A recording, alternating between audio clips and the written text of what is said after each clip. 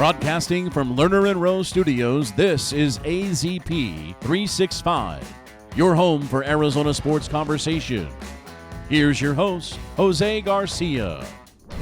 With its year-round sunshine, Arizona has become a premier hub for high school athletes and elite sporting events.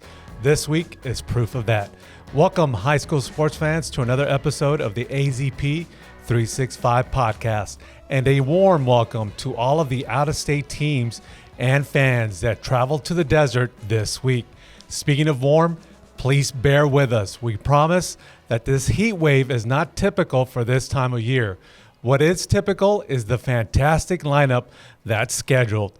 More than 200 high school teams will be competing in 3 prestigious events: the Coach Bob and Boris Classic Baseball Invitationals and the Chandler Track and Field Rotary.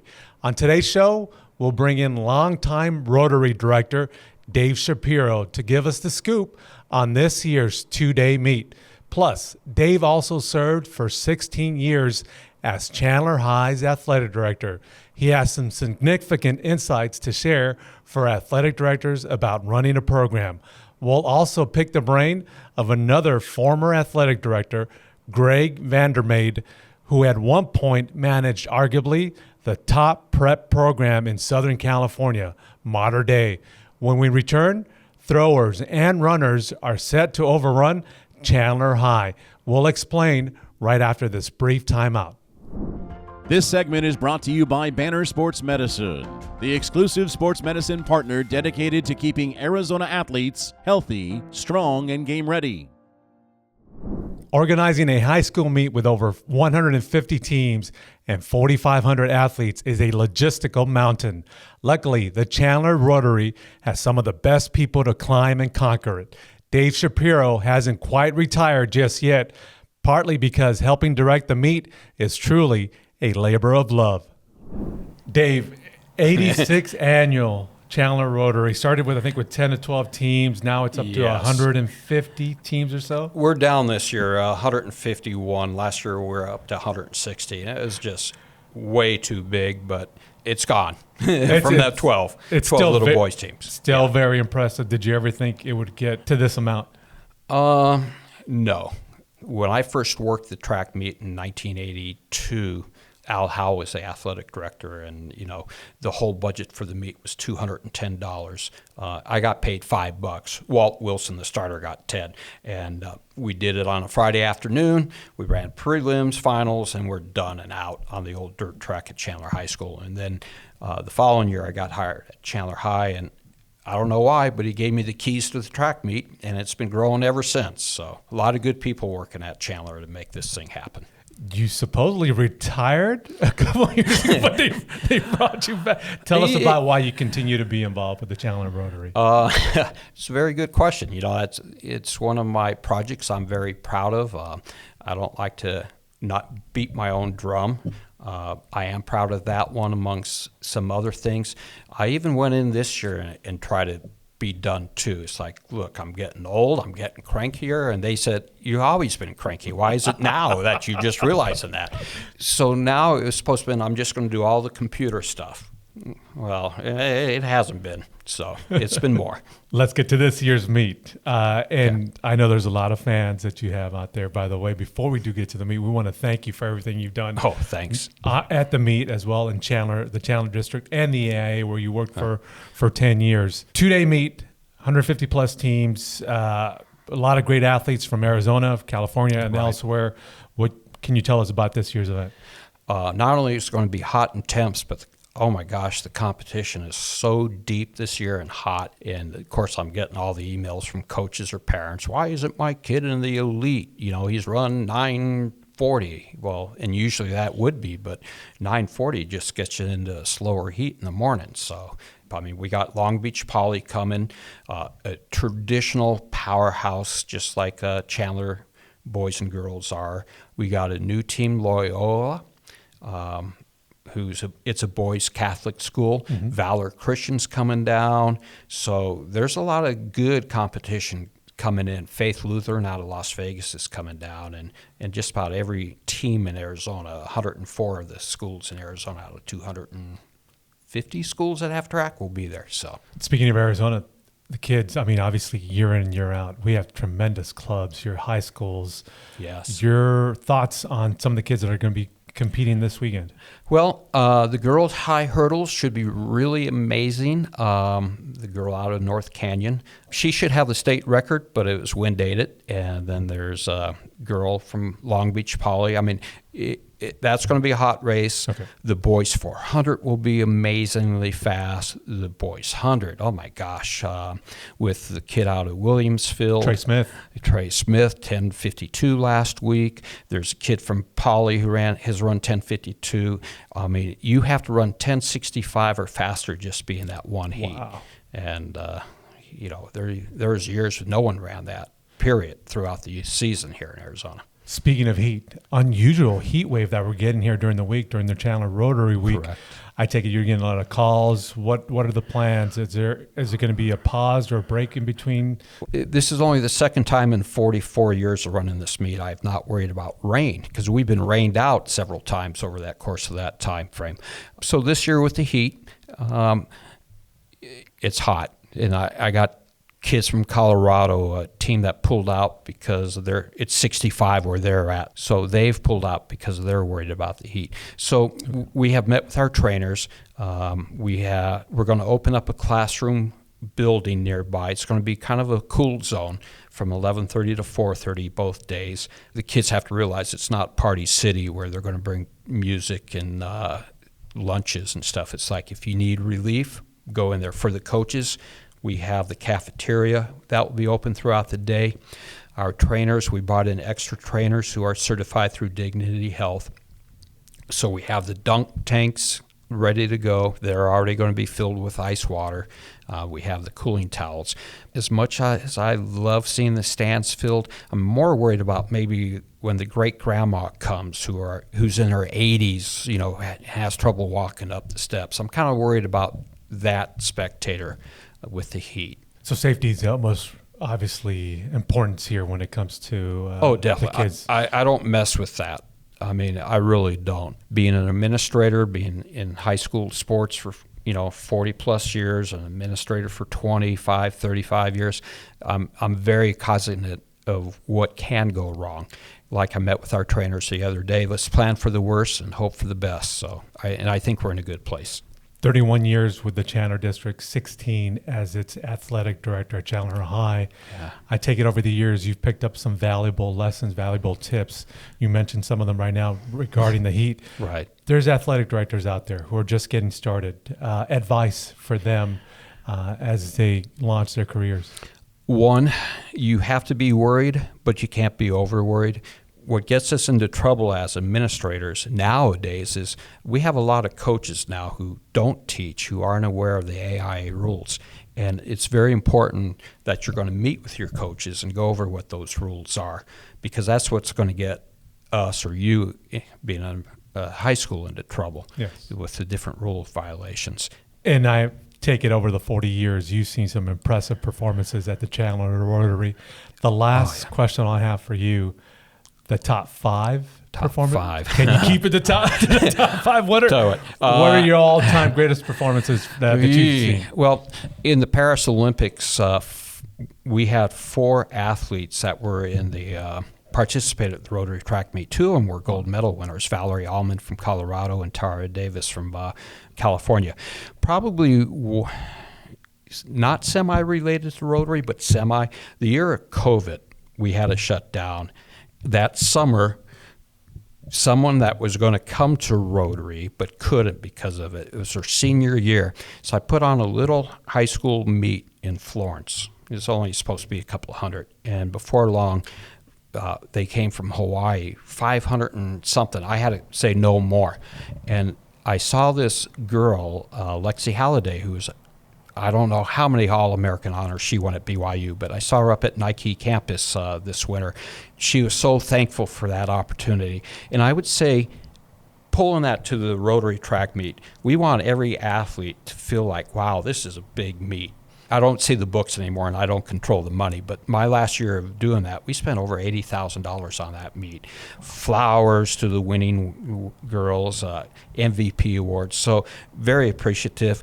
Max Monson, another All-American pole vaulter from Monarch, Colorado, said in 4 years of high school competition, this was his favorite event ever. Just, Michael Bates, who Yep. Olympic Games professional, watching him hurdle there at Chandler High at that meet. Al Howell, legends. Yeah. I mean, to show how it went in 1982, we used to seed everything on pieces of paper, and then I would type up the results and run them off, and the old cranking blue thing, and mail them out. So you got results about 10 days later. Now, before we're even done clearing the track, the kids, what's my time? The social media, the live results have really pushed it to, I think, even a better place.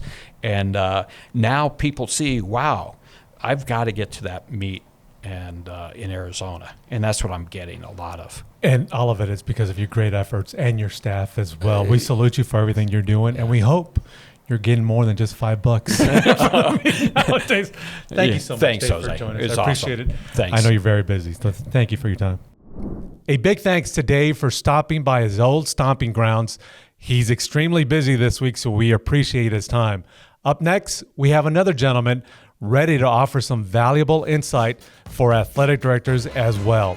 He used to be in charge of one of the elite high school programs in California. We'll be right back.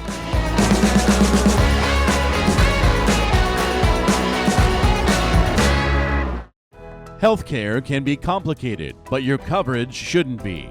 Banner Aetna brings care and coverage together, making health a little less stressful. Banner Aetna, your official health insurance partner. Need a ride that goes the distance? Valley Toyota delivers dependable vehicles and award-winning service. No gimmicks, just great cars. Valley Toyota, let's go places. Strong minds matter. Talk Now AZ gives students and families access to mental health support because checking in is just as important as showing up. Talk now, talk often.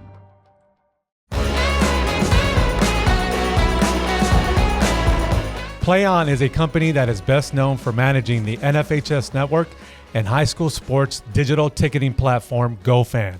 But it's also gaining significant traction for a new podcast geared toward athletic directors.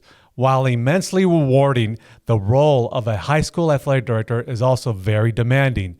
Greg Vandermade is quite aware of the challenges. He faced them while running Southern California Power Mater Dei before transitioning to a senior management role at PlayOn.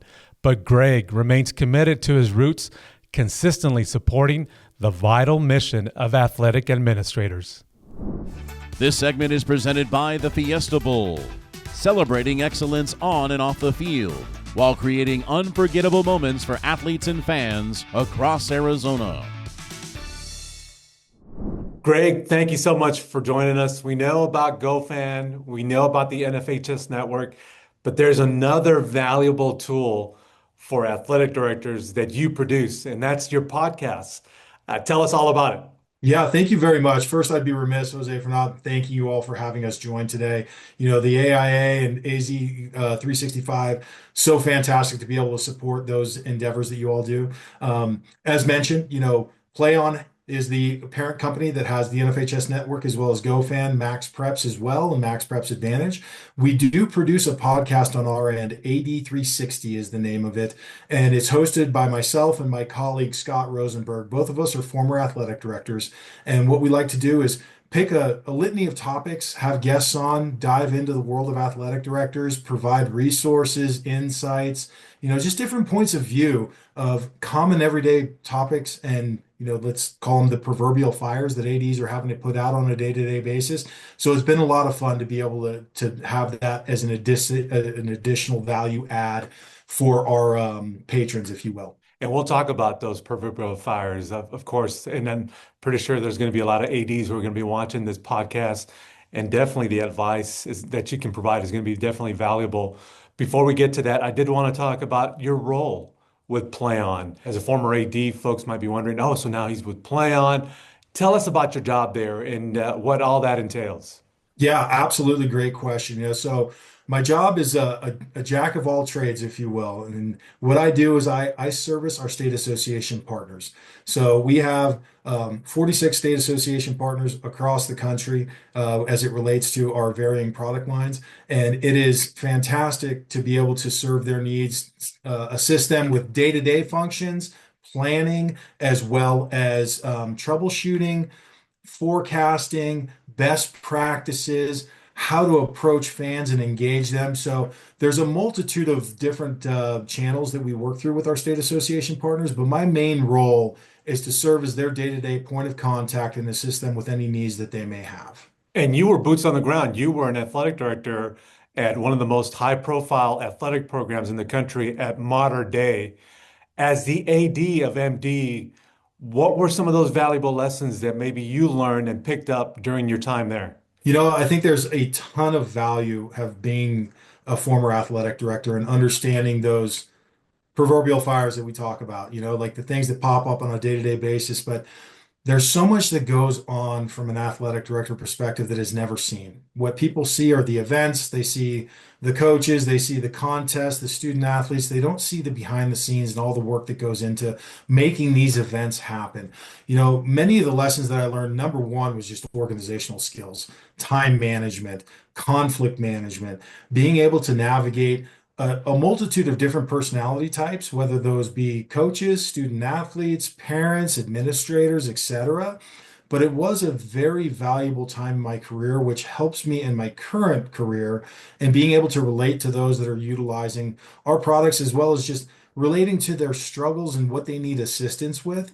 So there's so many different stories that we could go down the path of like complex issues that you dealt with. How did you navigate this troubleshooting? How did you deal with these conflicts? But I would say the biggest lessons that I learned as an athletic director most certainly were being organized, being prompt, communication was huge to ensure that you were always communicating to your constituents, whether they be internal, external, et cetera, campus community, ensuring that everyone knew what was going on and that you had an itemized, detailed plan of how you're going to execute not only just individual events, overall season planning.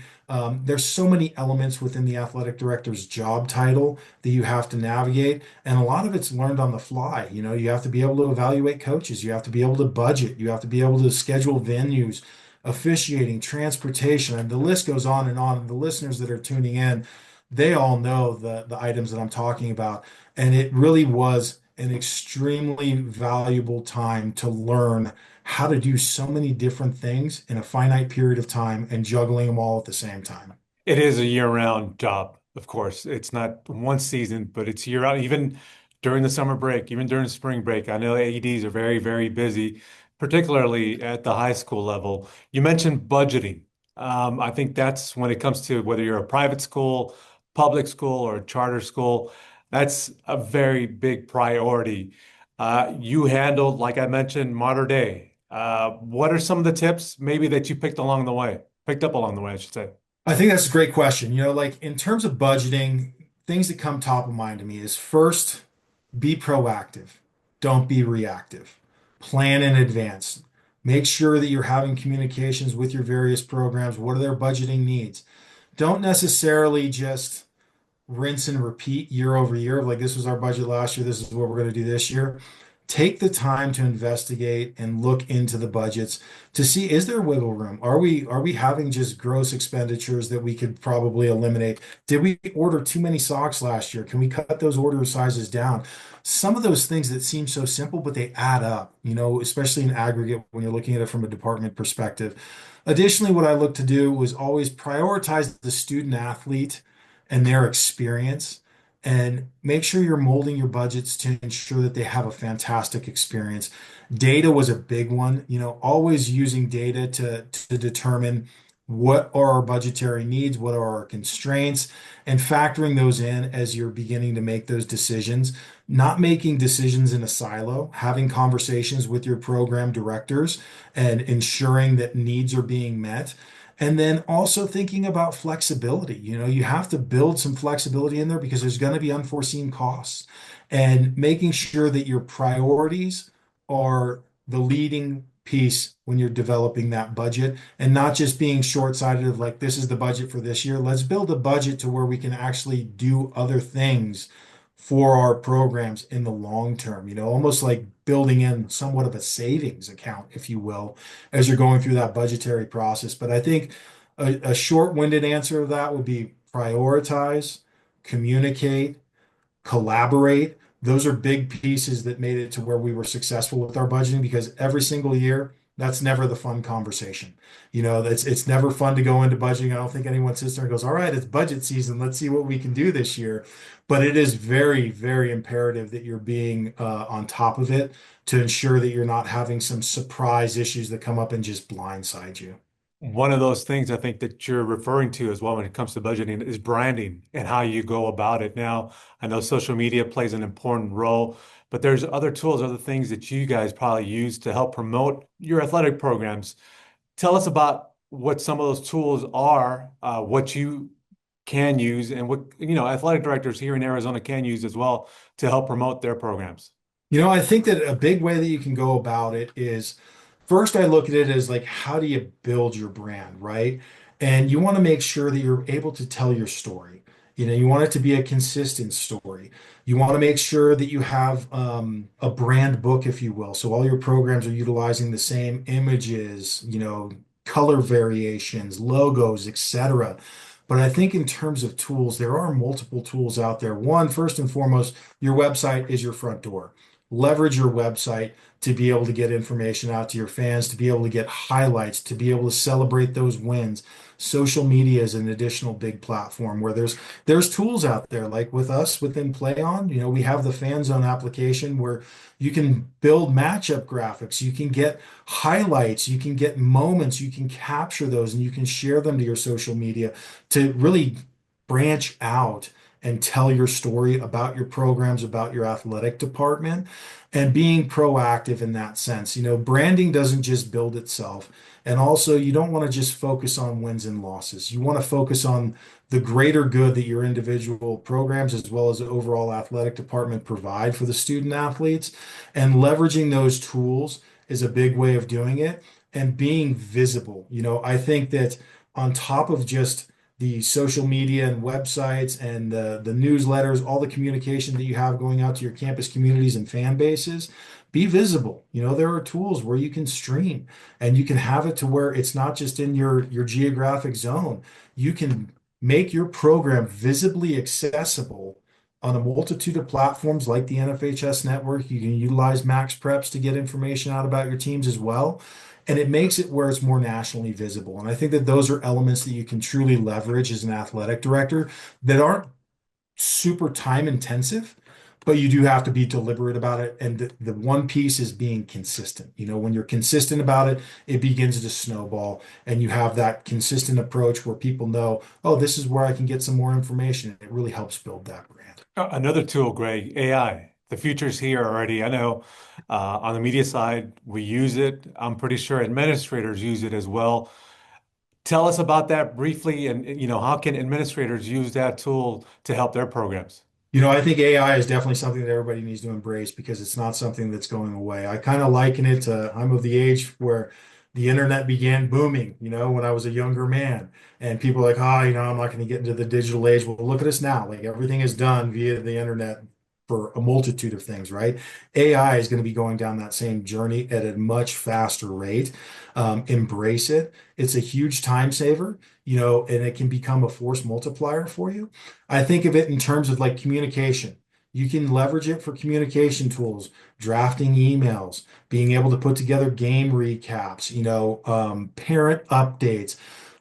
I hate to call this the minutia type work, but the administrative tasks that you have to do on a day-to-day basis, it can help expedite it. Obviously, you need to fact check it. You can't just use it as source of truth and go with it. but you can feed in, these are my bullet point ideas. These are the things that I want to hit, and it will help you generate that.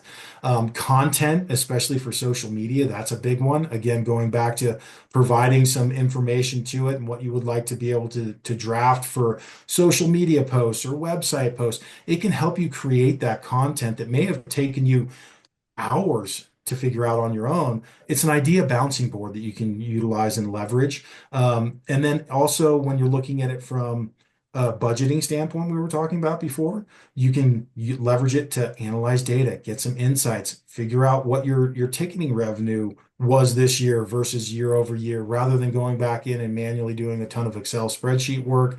I always liken it to the fact of AI is not replacing you, it's enhancing you. It's allowing you to do more of your job at a higher efficiency level and allowing you to do what you do best, which is working with the student athletes. Greg, thank you so much. Valuable advice. I wish we had some more time, and maybe one of these days you can come by and co-host the show here at the podcast. And we know you have your own podcast. Where and when can folks listen in to all the valuable advice that you can provide to athletic administrators? Absolutely. Well, thank you so much for having me today. And for those of you that are interested in learning more about our podcast, it's AD360. You can find it on Spotify, Apple Podcasts, or wherever you get your podcasts from. Additionally, if you visit PlayOnSports.com, there's a resources tab where you can click on that and it brings you directly to AD360, and you can view all of our past episodes as well as new content that's coming out. We tend to push out episodes bi-monthly, 2 a month is what we look to do. And we always enjoy having guests. So Jose, I'm definitely going to hit you up to join us for our podcast one of these days, as well as athletic directors. We love having ADs on our show to get their insights and pick their brains. But thank you very much for having us on today. Truly appreciate the opportunity.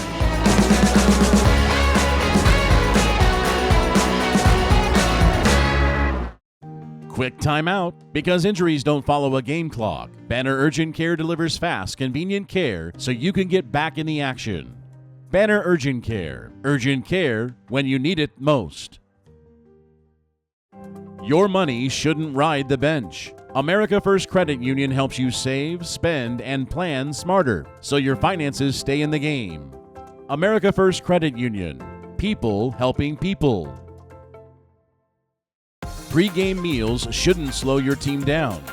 EG's team meals are protein-packed and easy to coordinate. Share a 3-foot sub with your team, or enjoy half or whole subs by the dozen. No prep, no hassle, so you can keep the focus on your game. Order now on eat.egs.com. From carpools to clutch moments, Nissan is built for every drive. Reliable, innovative, and always ready to roll. Nissan, innovation that excites.